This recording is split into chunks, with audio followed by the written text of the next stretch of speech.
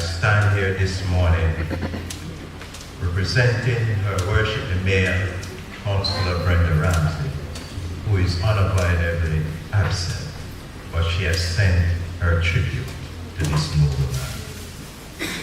And I also representing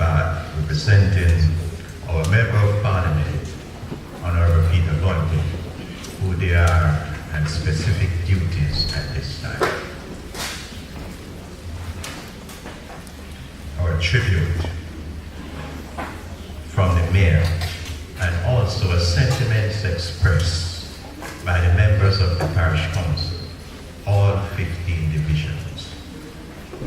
Good works do not make a good man, but a good man does good works. I deeply regret that due to commitments, I cannot be in attendance this morning. I'm still trying to come to terms with the passing of Major Winston Tony Brown. His dear wife, Major Jane, as I call her, had called to advise me on his death. However, I was not available, and the message was left, but I did not clear my voicemail that morning. You can imagine the shock when I bumped into Major Jane the next day and noticed that she was sad and not her usual bubbling self. My question to her as we embraced was, "You seem to be upset. What is wrong?" Her response left me grief-stricken. Major Tony Brown was a man of great proportion, and everything he did seemed to be in keeping with his size. He always greeted you with a huge smile and a hearty handshake or a hug. And I can remember personally when I met him at a function, and when he shook my hands and he embraced me, you know, I was just a dwarf. His cheerful disposition left you with feelings of joy and hope that every little thing, if not yet all right, would soon be all right. He personified true Christian love. You were never in doubt that his mission was one to ensure that those around him were better off just because he was there. And sometimes we're glad when people remove from the era that they are in, while sometimes we are saddened by their going. Major Brown, we were saddened by your going. The children at Hambury Home and Windsor Lodge obviously loved him. Their laughter and utterances were the norm at the homes. I know the staff too must be saddened at his passing. Everyone will miss his lusty and melodious singing. His whole being seemed to be embodied in these words, and I quote, "Did I offer peace today? Did I bring a smile to someone's face? Did I say words of healing? Did I let go of my anger and resentment? Did I forgive? Did I love?" These are the real questions I must trust that little bit of love that I sow now will bear many fruits here in this world and in the life to come, unquote. Our response is a resounding yes. Hambury Home will not only be the same, will not be the same. The family home will not be the same. Many of us who knew and interacted with him will never be the same. To Sister Jen, I say, as difficult as it is, find a place inside where there is joy and peace, where that will burn away the pain that you will feel. May the good Lord sustain in the dark days ahead. He will provide the support and comfort that no other can. May his soul rest peacefully with his Creator, whom he loved, and the memories link up with us, coming from our beloved leader, Councillor Brenda Ramsey. Thank you.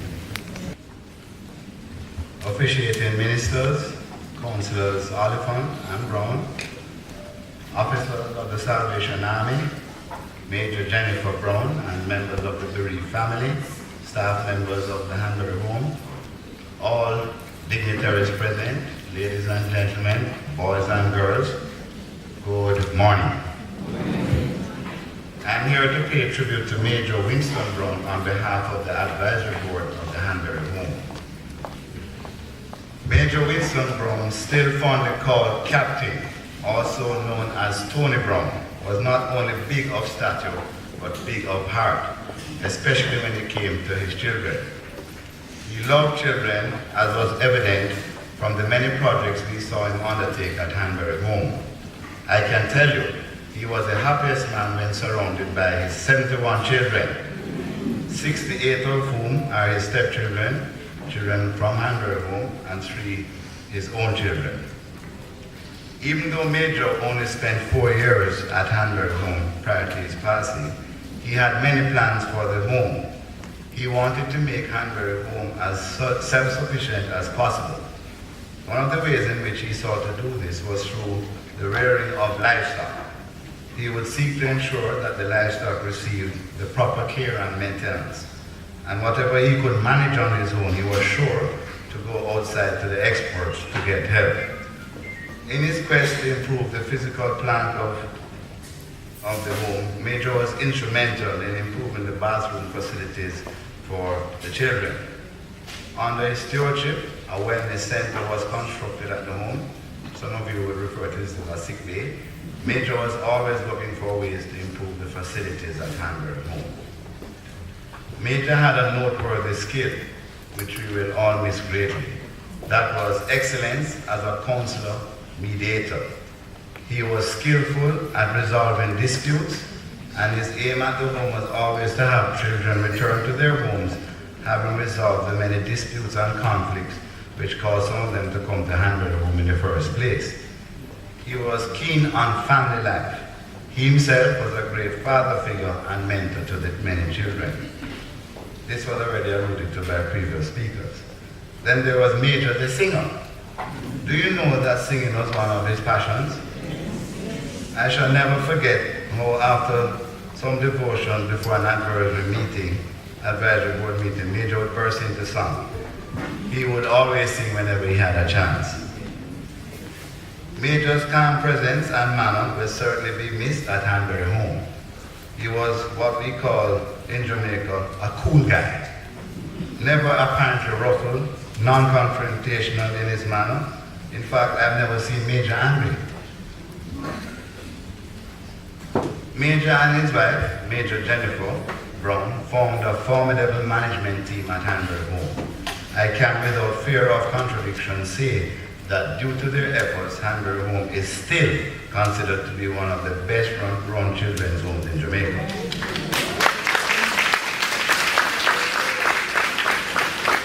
I know he always sought to keep up the high standards for which this home is known. As we look around Hanbury Home, we who are familiar with it will always find something that brings back memories of Major Brown's influence to this institution. It was indeed a pleasure to have known him and worked with him.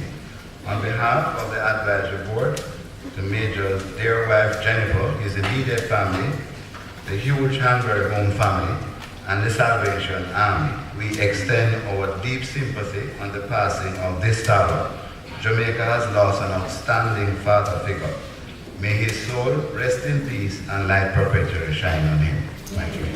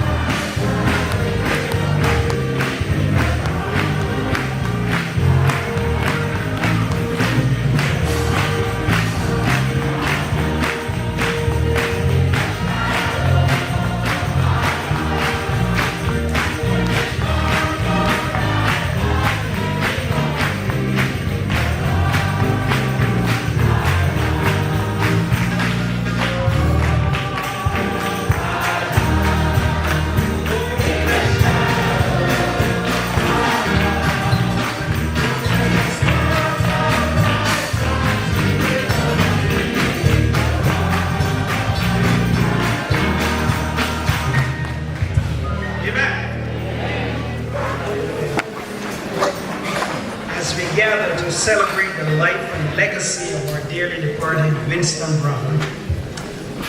Many of us can recall his life with joy and fondness.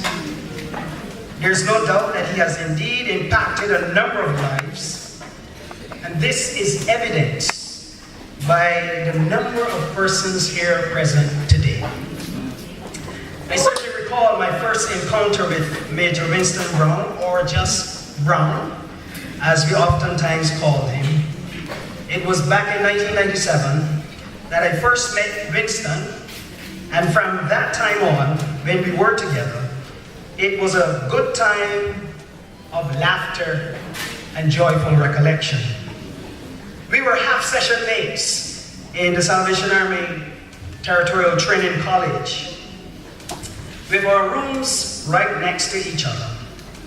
And having learned that he was a member, or was a member of the New Testament Church of God, we would oftentimes sing many a songs that we were both familiar with. Songs such as "Don't Let Me Leave Behind" an Unfinished Task. And I believe that God has seen that his task, that Winston's task here on earth was done, and that it was done well. On a lighter note, it was not uncommon for Winston to present one message or sermon in the Thursday afternoon field drill and preach a completely different message or sermon on the Sunday, with the knowledge that the senior training officer would not be present to know that he preached a different message. And yes, in many of those meetings, he did turn up the service with his loud and joyous singing and firebrand Pentecostal preaching. I want to take this opportunity to again extend our deepest condolences to Jennifer and the rest of the family, and certainly the children at the Hanbury home, because I have no doubt that he has impacted their lives tremendously. And who is to tell what will become of the many seeds that Winston has sown in the lives of the children of the Hanbury home.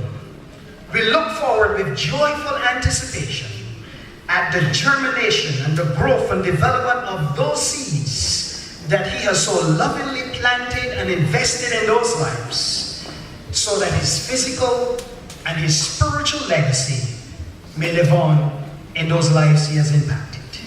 May his soul rest in peace.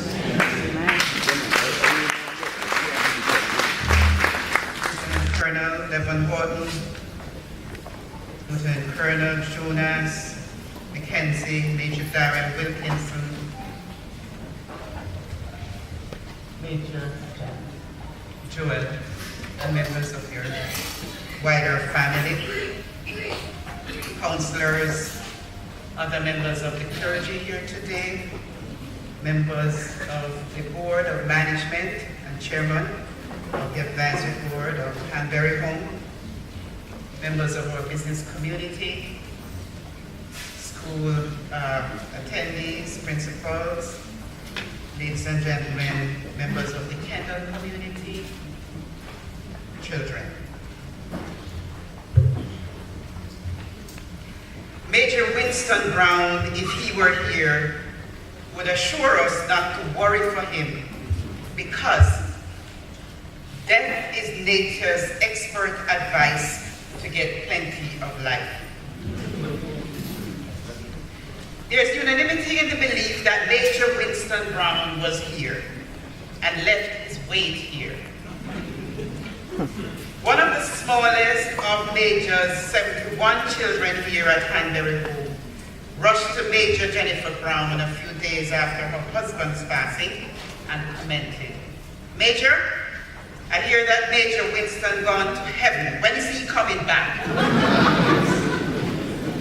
Under normal circumstances, like that child, we would request his return. But these circumstances are not normal. Major received the golden key to eternity. It is not often that those of us who occupy the real public space come in contact with a gentle child. I met one last December. I was summoned by a then staff member to go to Hanbury Home, where there are 2 majors. I was told to assist with the staging of the home's Christmas dinner. The request was so forceful that no resistance would be tolerated by my staff member. When I arrived at Hanbury Home, Major Brown took one look at me up and down and said, "Sister Thelma, we are in your hands." I saw the whole community here: Spalding, Kendall, Christiana, Williamsfield. They were working alongside Major Winston and Major Jennifer. I worked alongside Major too, as if he was my brother. The home was preparing for the arrival of their special guest, the Minister of Youth and Culture. Major's team of community persons just ran and got whatever he asked for. Foods for the tabletops, tents, music, chairs, tables. Young persons were carrying chairs on their heads because the Major said so. Anything he suggested, the adults in the community would just run when Major asked and return with the item. I never heard his voice. I saw the communication between him and his wards, him and his community, him and his supporters, him and his wife. One man brought rosemary to put on the tabletop. He wanted Major to be satisfied with his event. I kept saying, "What manner of man is this?" He gave commands in a gentle, unhurried manner, but they shook the ground. We admired him deeply and thought he was a breath of fresh air to our community. At the event, it was an amusing coming together of Majors Winston and Jennifer Brown and the Honorable Minister of Youth and Culture, Lisa Hannah. The minister looked at Major Jennifer, looked at Major Winston, and treated them well. But she was not satisfied that she said everything. She was still looking at Major, who was the consummate gentleman to her. After settling herself and taking another good look at them again, Minister Hannah, with a wry smile, said to Major Winston Brown, "Major Brown, Major Jennifer has a lot of man to love."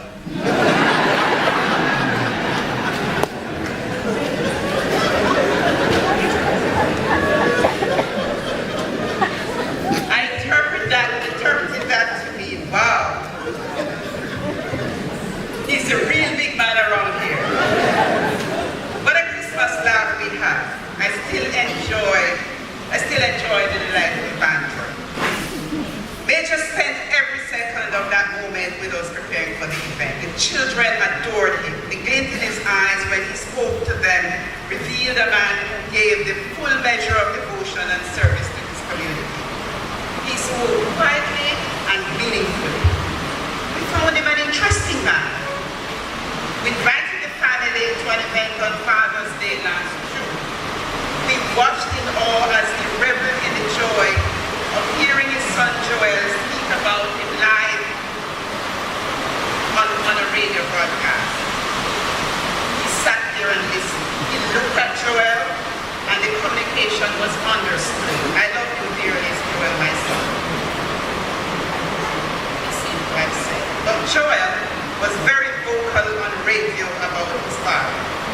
We admired the young child for the unpretentious words of thanks to his father for all the things he did and continued to do for him. Major Winston was so touched he could barely contain himself. Just after Joel showered his father with compliments, one guest sang Luther Vandross's Dance with My Father.